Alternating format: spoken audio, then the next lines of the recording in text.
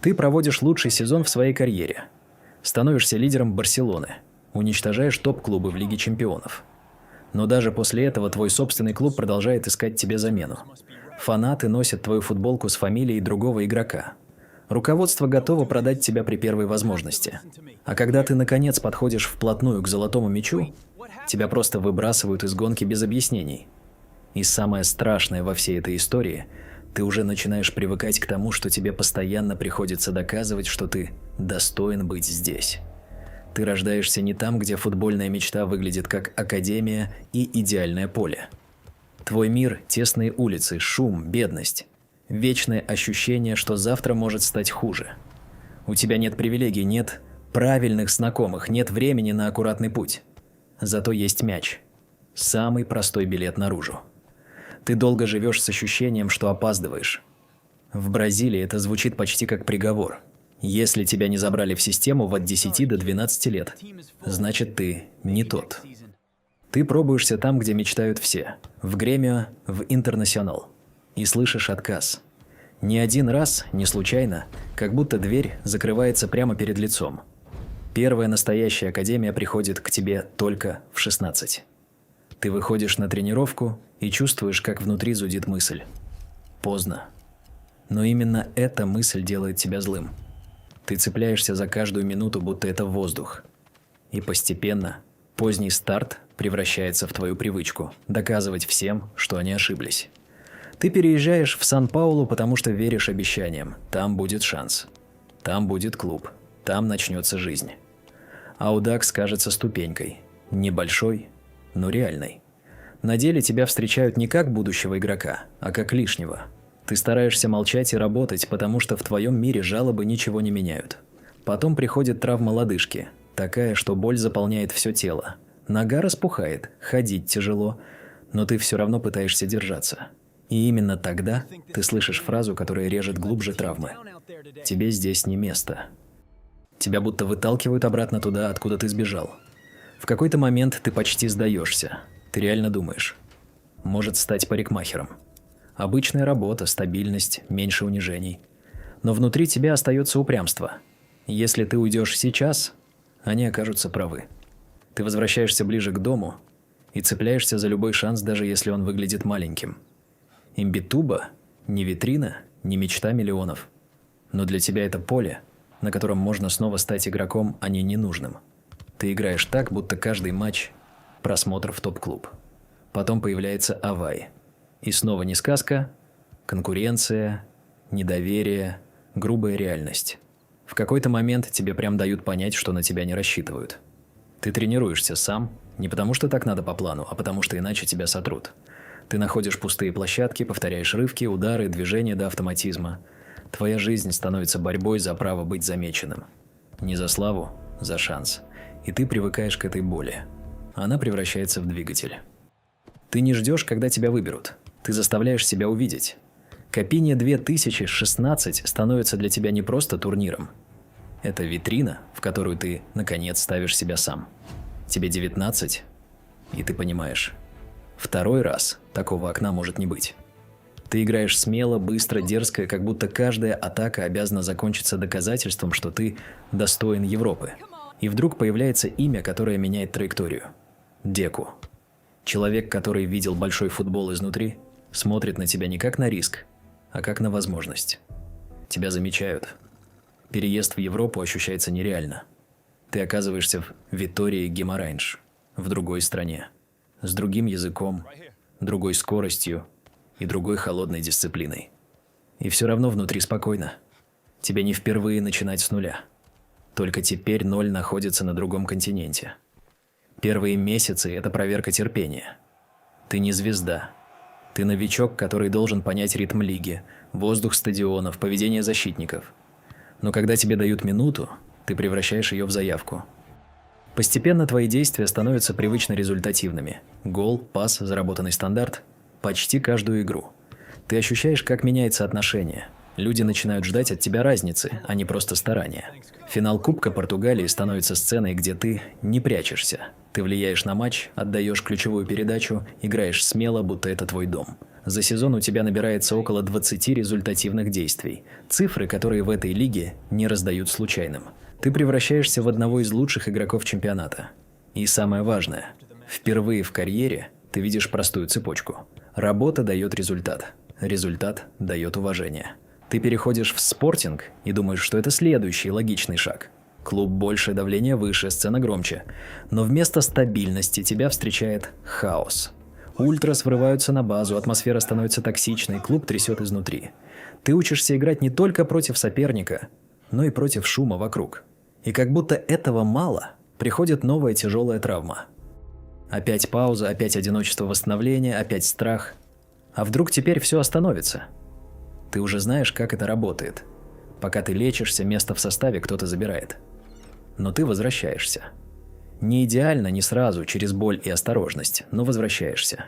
И вместе с командой берешь кубки, как напоминание себе. Даже в самом грязном, нестабильном сезоне ты умеешь быть полезным. Переход в РЕН выглядит как риск и как шанс одновременно. Сумма большая, ожидания еще больше. Рекордный трансфер – это ярлык, который не снимешь словами. Тебя не покупают на перспективу, от тебя требуют результата сразу. Ты отвечаешь быстро. Яркий дебют, важные голы, моменты, когда матч висит на тонкой нитке, и ты ее перерезаешь. Ты начинаешь чувствовать, твоя игра взрослеет. Ты не просто обыгрываешь, ты выбираешь решение. Вокруг тебя строится атакующая логика команды, и РЕН делает то, что кажется невозможным, пробивается в Лигу чемпионов. Для клуба это историческая ступень, для тебя с подтверждения уровня. Ты больше не парень, которого когда-то не взяли. Ты игрок, который приносит ценность там, где от него зависят цели. И Европа снова становится теснее, потому что теперь ты готов к следующей двери. Переход в АПЛ, прыжок в лигу, где скорость наказания за ошибку максимальна. Но тебя не пугает тяжесть. Тебя пугает только пустота, без борьбы. В Лидсе все быстро становится реальным. Стадионы, где шум давит на грудь, защитники, которые встречают тебя как стену. И все равно ты встраиваешься. Ты приносишь команде качество, которое видно даже тем, кто не любит новичков. В короткое время ты становишься тем, кого ждут в стартовом составе, без обсуждений. Англия начинает произносить твое имя правильно, потому что ты заставляешь ее это делать. Один эпизод, и все меняется. Столкновение, резкая боль, но ты привычно делаешь вид, что это можно перетерпеть. Ты вырос там, где слабость опасна, и организм привык слушать характер. Ты прикладываешь лед, пытаешься жить дальше, говоришь себе: пара дней и пройдет. Не проходит. Внутреннее кровотечение – диагноз, который звучит как холодная вода. Операция, больничный свет, ощущение уязвимости, которое ты ненавидишь. Ты пытаешься вернуться несколько раз, потому что тебе кажется, если ты остановишься, тебя забудут. Но тело требует своего, и ты учишься терпению заново, уже не как игрок, а как человек. Команда без тебя теряет устойчивость. Возвращение становится не моментом, а процессом. Долгим, нервным, упрямым. И когда ты снова выходишь на поле, ты ценишь каждое касание, как будто оно может быть последним. Долго кажется, что дома тебя не видят. Ты играешь в Европе, растешь, меняешь лиги, доказываешь уровень, а разговоры о сборной проходят мимо. Внутри появляется опасная мысль. Может, Бразилии ты просто не нужен? Настолько, что ты даже обдумываешь вариант с Италией не из предательства, а из желания иметь шанс на международную карьеру. И все же вызов приходит. Ты надеваешь форму сборной Бразилии и ощущаешь странную смесь гордости и злости. Почему так поздно? В дебютных матчах ты стараешься делать то, что умеешь лучше всего. Влиять на игру, обострять, отдавать, забивать, включаться в прессинг. После нескольких ярких эпизодов о тебе начинают говорить иначе. Не как о случайном европейском игроке, а как о футболисте, который заслужил место. Ты видишь, как растет узнаваемость, как меняется тон комментариев, и самое важное, ты перестаешь просить внимания. Ты знаешь, что Барселона ждет. Вокруг ходят разговоры. Если клуб вылетит, твоя цена упадет, и тебя заберут дешевле. Это звучит цинично, но ты понимаешь правила рынка. И все равно ты не можешь сыграть в полсилы, потому что перед тобой фанаты, которые верили в тебя, когда ты пришел. Решающий матч превращается в нервный фильм. Ты бежишь так, будто кислород закончится через минуту. И когда приходит момент, ты забиваешь важнейший гол. После финального свистка ты прыгаешь к трибуне, потому что это не просто сохранение места в лиге. Это уважение, выплаченное обратно. Ты вспоминаешь обещания и делаешь то, что в другом мире показалось бы глупостью. Ползешь на коленях по полю. Но для тебя это не шоу. Это контракт с людьми. Вы верили, я не предал. И теперь, когда двери больших клубов открываются, ты уходишь не украдкой, а с честью. Ты приезжаешь в клуб мечты миллионов и сразу понимаешь, здесь тоже можно быть лишним. У Барселоны финансовый хаос, регистрация игроков превращается в бюрократический триллер, а твое представление миру выглядит странно. Стандартного фото с номером может не быть, потому что номер не гарантирован. Ты должен радоваться, но внутри тревога. Тебя подписали, потому что хотели именно тебя. Или потому что смогли позволить только этот вариант.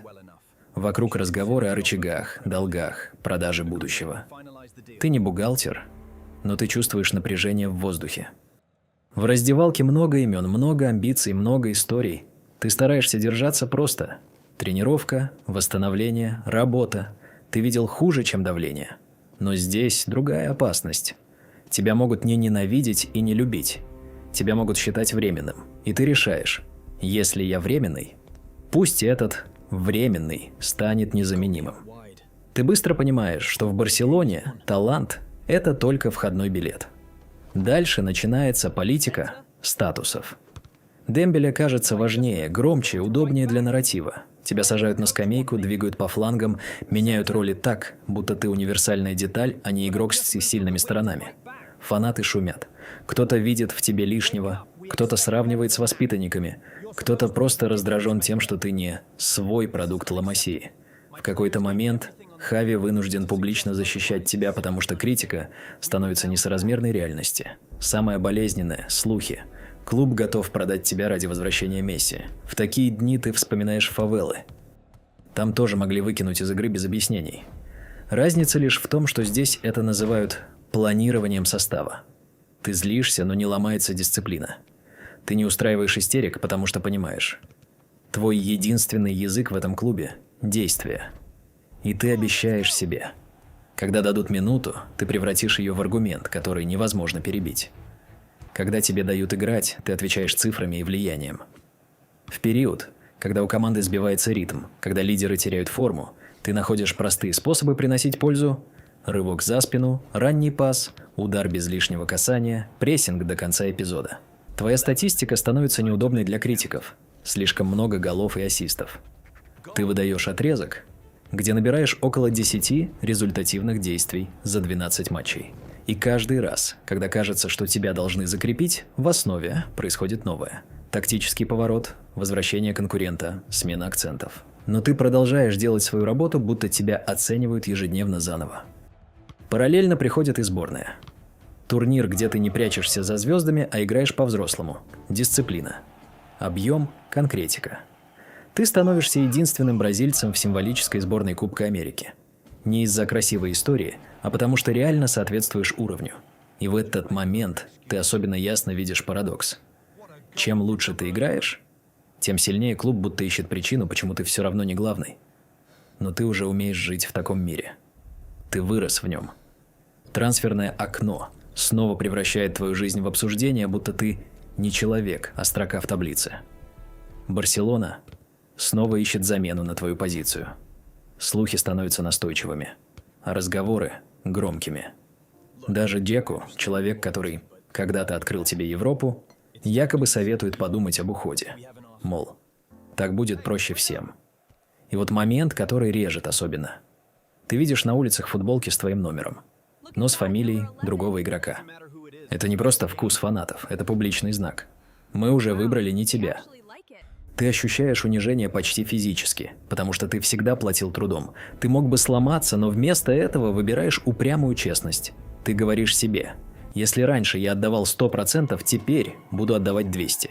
Не для того, чтобы понравиться всем, это невозможно. А чтобы самому знать, меня пытались заменить много раз. И каждый раз я отвечал игрой. Когда приходит Флик, меняется все. Ты впервые чувствуешь, что тренер не пытается встроить тебя куда-нибудь, а реально использует твои сильные качества. Тебе дают ответственность, доверяют решения, а иногда и капитанскую повязку. Высокий прессинг становится нормой, и ты понимаешь, почему тебе так комфортно. Этот стиль Продолжение твоей биографии. Ты всю жизнь догонял шанс. Теперь ты просто делаешь это в системе, где догонять – обязанность каждого. Тебя смещают ближе к центру, дают больше касаний в зонах, где можно не просто обыграть, а управлять атакой. И вдруг исчезает необходимость оправдываться. Ты больше не альтернатива, не временный вариант. Ты – инструмент, без которого механизм работает хуже. В раздевалке и на поле это чувствуется сразу. К твоим словам прислушиваются, твоим действиям доверяют. Ты понимаешь простую вещь. Иногда карьера меняется не потому, что ты стал другим, а потому что кто-то, наконец, перестал пытаться сделать из тебя чужого. Тебе дали быть собой. И этого оказалось достаточно, чтобы все перевернуть. Ты входишь в этот сезон с тихой яростью. Без громких обещаний, без саморекламы, просто с привычкой делать больше, чем от тебя ждут. И игра начинает складываться в историю, которую невозможно объяснить одной удачей. Ты забиваешь важные голы, отдаешь передачи, решаешь моменты в больших матчах. Хэт-трик Баварии превращается в символ. Ты не просто в форме, ты на пике. В Лиге Чемпионов ты играешь так, будто каждая стадия – твой личный суд. Ты доминируешь не красотой, а конкретикой. Результативные действия, давление без мяча, умные рывки, холодная голова в штрафной. Внутри команды все яснее. Сегодня лучший игрок Барселоны – это ты. Рекорды копятся незаметно, а потом становятся цифрами, которые звучат громко даже для скептиков. Твои показатели по результативности начинают сравнивать с лучшими версиями бразильских звезд прошлого. И кто-то замечает: у тебя уже больше результативных действий, чем когда-то было у Неймара в его лучшем сезоне здесь. Ты подходишь к финишу сезона как фаворит на золотой мяч. Тебя ставят в первые строчки, обсуждают всерьез, и на секунду кажется: вот оно, признание, которое догоняло тебя всю жизнь. Но футбол жесток к сюжетам.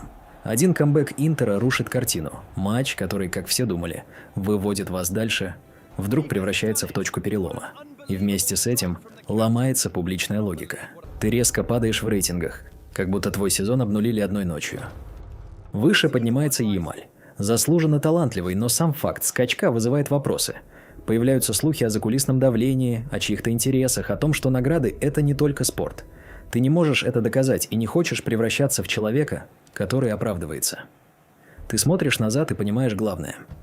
Твоя жизнь – это история парня из фавел, которого отвергали, передвигали, продавали в разговорах, унижали чужими фамилиями на твоем номере. И все равно ты стал лидером Барселоны. Может быть, это и есть твой настоящий золотой мяч. Не статуэтка, а факт, который уже не отменить.